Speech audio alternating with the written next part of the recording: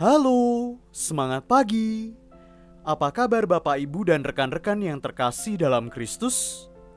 Semoga karena kasih Allah, anugerah kesehatan dan kegembiraan senantiasa bersama kita dan keluarga kita di rumah. Hari ini Sabtu 22 Oktober 2022 dalam pekan biasa ke-29 tahun liturgi C2. Kita akan mendengarkan sabda Tuhan dari Injil Suci menurut Lukas, bab 13, ayat 1 sampai dengan 9. Pada waktu itu beberapa orang datang kepada Yesus dan membawa kabar tentang orang-orang Galilea yang dibunuh Pilatus sehingga darah mereka tercampur dengan darah kurban yang mereka persembahkan. Berkatalah Yesus kepada mereka, "Sangkamu orang-orang Galilea ini lebih besar dosanya daripada semua orang Galilea yang lain karena mereka mengalami nasib itu? Tidak, kataku kepadamu. Tetapi jikalau kalian tidak bertobat, kalian semua pun akan binasa dengan cara demikian. Atau sangkamu ke-18 orang yang mati ditimpa menara dekat Siloam lebih besar kesalahannya daripada semua orang lain yang tinggal di Yerusalem? Tidak, kataku kepadamu. Tetapi jikalau kalian tidak bertobat, kalian semua pun akan binasa dengan cara demikian." Kemudian Yesus menceritakan perumpamaan ini. Ada seorang mempunyai sebatang pohon ara yang tumbuh di dekat kebun anggurnya. Ia datang mencari buah pada pohon itu, tetapi tidak menemukannya.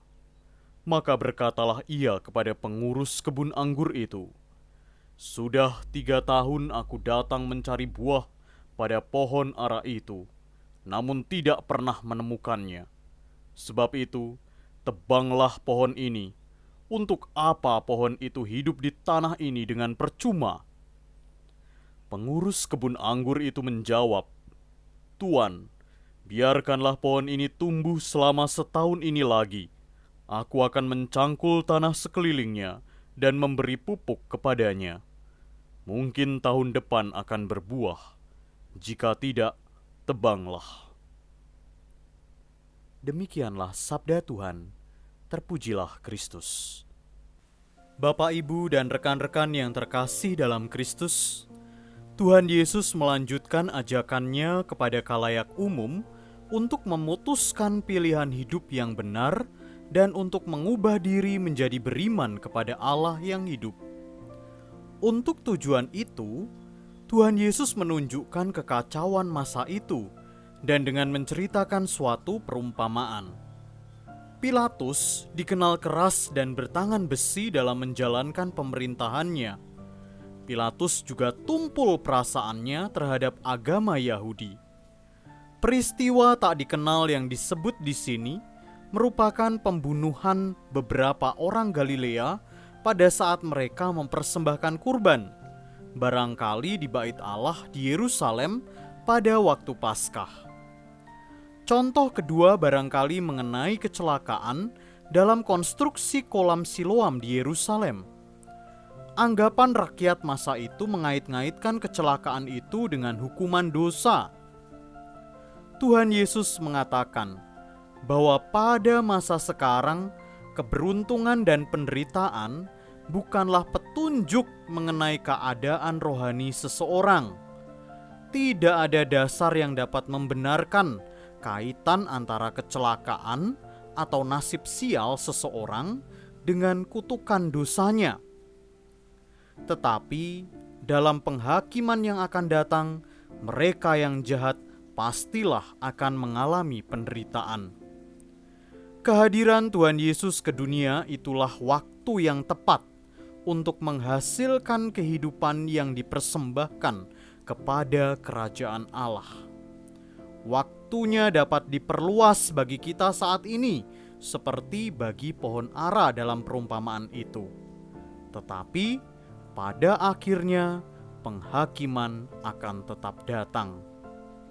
Nah, Bapak, Ibu, dan rekan-rekan yang terkasih, bagaimana manusia mati tidak menentukan kualitas kesalahan atau kehebatan manusia itu. Kematian tidak mengenal semua itu, tidak kenal waktu dan tempat. Kitalah yang mengenal kematian dan kehidupan. Kita juga yang mengetahui jalan ke situ. Tuhan menghendaki kita hidup dan selamat.